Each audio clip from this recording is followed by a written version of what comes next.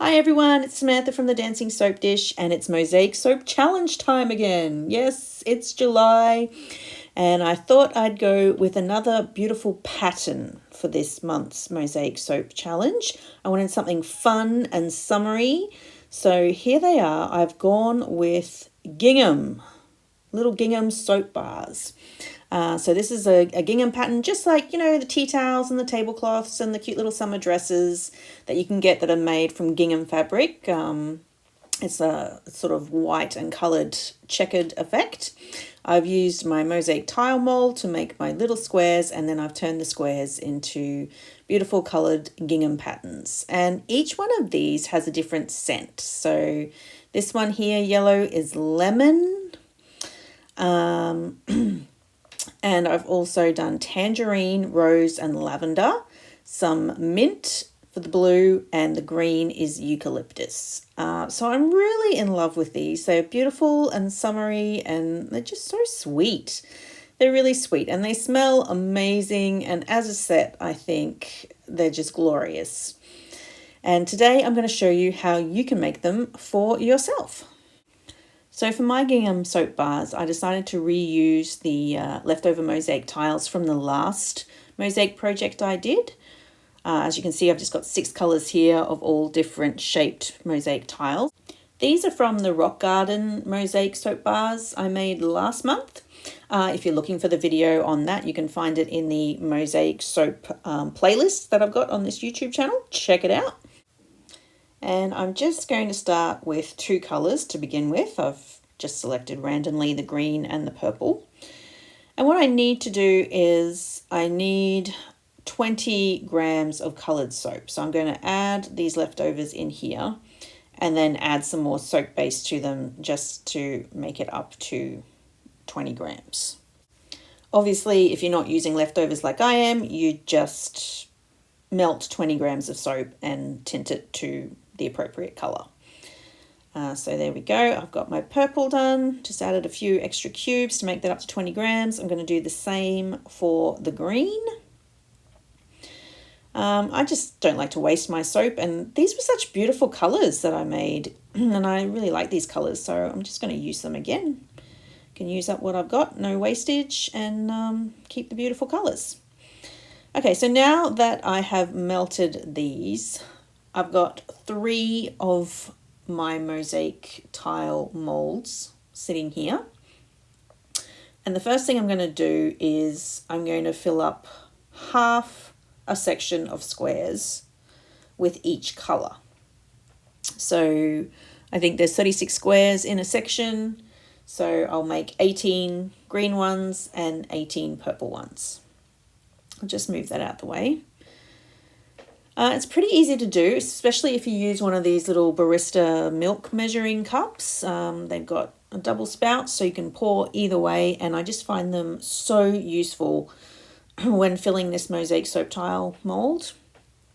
You can just be really, really accurate, which is what I'm doing now. So see how I've just filled half of that square tiled section. I'm just using a scraper here just to move the, move the soap around so that there's even amounts in each cavity. I don't want some to be fuller than others. Giving it a spray with isopropyl alcohol as I go, which also helps the soap move freely into the mold. I need to top it up with a little bit extra. There we go. Looking pretty good. And if there is any excess sitting on the top, I'll just scrape that off as well. So there we go. That's pretty straightforward, pretty easy. I do the same for the green. Give it a quick stir. And I'm going to use the green to fill up the remaining tiles in that square section that I've got here. So this is the darkest colour that I'll be using, the darkest purple and the darkest green. You only need 9 squares to make your gingham bars. So obviously by doing 18, you've got plenty left over. You can pick the best squares. If some of them are a little bit wonky or if some of them are imperfect, you don't have to use those. So this just gives you an opportunity to have plenty of spare, and you can select the best ones for your soap bars. Ones without bubbles in them or whatnot. Again, I'm just smoothing out with my scraper here, making sure that each tile cavity is filled to the brim and not overfilled as well, because then there'll be different heights, and that's doesn't make them very easy to work with. So that's another reason why I use the scraper. I scrape any excess soap off the surface of the tiles and make sure that all the tiles will be the same height as well once they're set. So there we go, that's pretty straightforward. Next, I'm going to top my soap back up again to 20 grams. So I'm putting it back on the scales. I'm adding some more white soap base so that I have 20 grams of soap again. I'm going to go and melt that in the microwave. And so now I have the same green but a little bit paler because I added more soap base. But I have another 20 grams here, which is enough to fill up a whole section of squares. And that's what I'm going to do. So again, this will be more than I'll need to make my gingham soaps, but that's fine. It will get reused later. We won't waste it, don't worry. So I'll have excess. I'll be able to pick out the best tiles, ones without bubbles or whatnot, to use in my soaps. So I'm just going to fill up that whole square section, and I'll use my scraper just to make sure every cavity is filled in all the way to the brim. And if I have any excess, I'm going to scrape that off so all my tiles will be equal height. And don't worry about that. Once that sets, that little excess that's been sort of scraped off onto the greaseproof paper, I'll be able to reuse that too. So don't worry about that. Don't throw it away. Keep it all. It'll get used again later. Okay, so there we go. And then I'm just going to do the same with the purple. I've weighed it out so that it's up to 20 grams again. And here we go. I will fill up this other section of squares and this other mold with my purple. So now I have dark purple tiles, and I also have lighter purple tiles to go with my gingham. Obviously the third color will be white, but I'll make all those at the end. So there we go. It's a very simple process. First of all, make a dark colored tiles, fill up half a section, and then make some lighter tiles of the same color and fill up a whole section. Scrape them off so that they're of an equal height. And don't forget to keep any of that wastage and excess that ends up on the paper, because we'll use it again later. So now I'm going to repeat the process until I have 6 colors all up. So here I am doing the yellow. Exactly the same process as I did for the green and the purple. I'm not going to show it to you all again. We'll be here forever. Then orange. There we go. Now the red. So I'm just popping the tiles out of the molds in between doing each color, but as you can see, I haven't cleaned the molds. If there's excess around the squares, that's fine. As long as the square cavities are nice and clean, that's fine. So you don't have to take a huge amount of time, cleaning the mold in between. I'm just using the same mold for all the colors. Here we go. The last color is blue. All right, so they were a little bit messy, so now I have cleaned the molds, and I'm going to do 2 sections of white. So I've weighed out 40 grams, plus a little bit extra for wastage for the white. And now I've pushed the molds together so that I can use my scraper to just evenly dispense the soap across both molds there. Make sure that I've got enough. I'm using my alcohol to pop any bubbles, because sometimes scraping along the surface does make some bubbles. So there we go. And now I have 2 sections of white squares, which will be enough to do all 6 bars of gingham soap. So there we go. I just want to show you now an easy way to pop them all out. So when they're set, which only takes about 20 minutes to half an hour, if you bend the mold all the way over and use your thumb just to push the tiles out. They come out quite easily, quite quickly. Here we go, I'll just do the next one here. So first of all, just take them out one row at a time. And then when you've done 3 rows or so and you're getting to the end, I just flip the mold 90 degrees and then take them out in columns. There we go, and pop the last one out. So very simple there, best way to extract your tiles from your molds. There we go, we have some white tiles for our gingham soap. So the next step obviously is to assemble them. I'm using this 9 cavity square mold, which is 6 centimeters by 6 centimeters, which fits all of these tiles in it perfectly without a gap around the edge. So it is ideal for doing these projects. I'm going to start just with the orange. Doesn't matter what color you start with. I find it easier if you do down one edge, then down another edge, and then sort of fill in the middle in a little diagonal pattern. There we go, it's orange done. Now I'm doing the yellow. There we go, working diagonally again. It's just so much fun to watch this back. This didn't take me very long at all. I mean, there are a lot of pieces to assemble. I'm just making sure that they're all facing the same way. So the nice flat side that was down inside the mold, I'm making sure that's facing down inside this mold because that will be the good surface. I'm just excluding any tiles that have any bubbles or that aren't perfectly formed as I go. And I'm just taking my time to assemble every last one. There you go, there's the very last tile going in there. Beautiful. Press them down, make sure they're all sitting flat along the bottom. That's important. And there we go. So there's the tiles assembled in a gingham pattern. Very easy to do. They look so cute.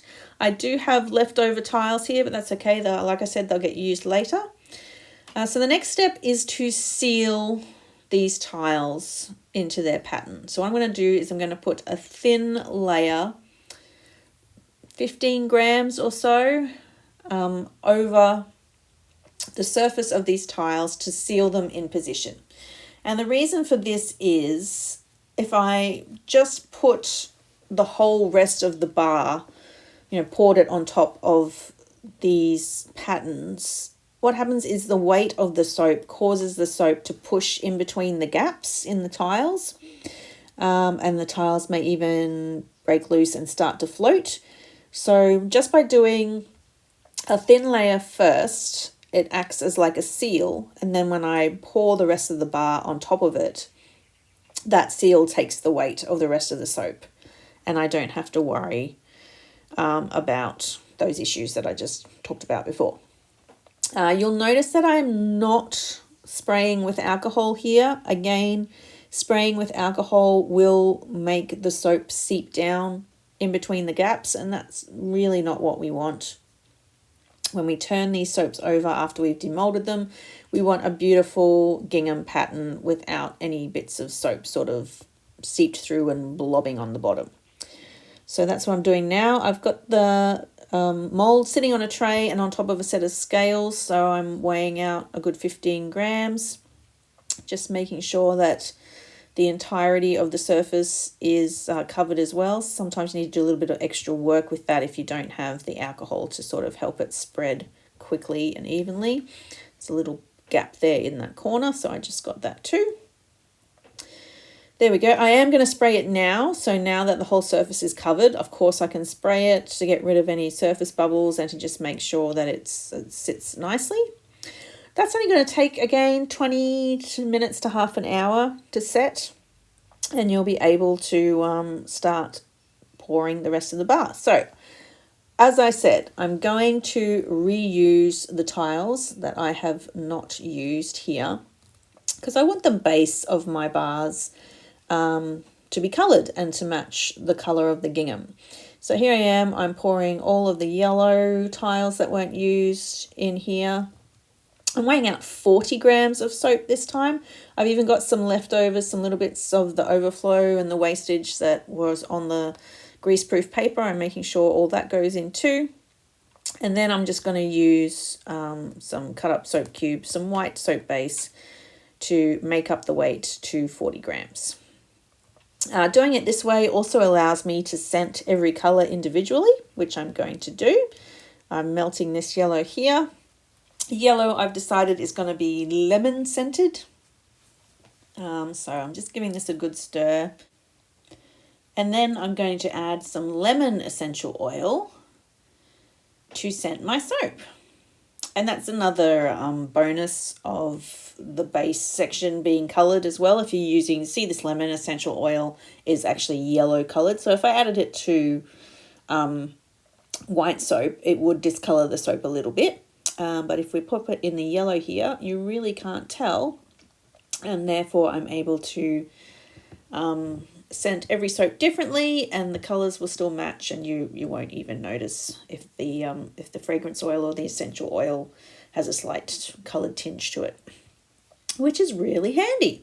So got to make sure that you're pouring the right coloured base onto the right gingham. So I can, as you can see, you can sort of see the colours through the white layer because it's such a thin layer. So I have just poured the yellow there on top of the yellow gingham soap bar, so that's really good. Giving it a spray there, and that is done. Just making sure that there's no bubbles or anything left there. And then I'll do the other colours. So orange is tangerine scented, which is delicious. I've got my red here, which is beautiful rose geranium. I've gone eucalyptus for the green. I've gone mint for the blue, and lavender, classic lavender for the purple, of course, for all you lavender lovers out there. And there we go. I now have 6 different coloured bars, and I'm waiting eagerly for them to set so I can demold them. And here they are. This is actually the next day. So I've let them set overnight. And now it is time to pull them out and see how they went.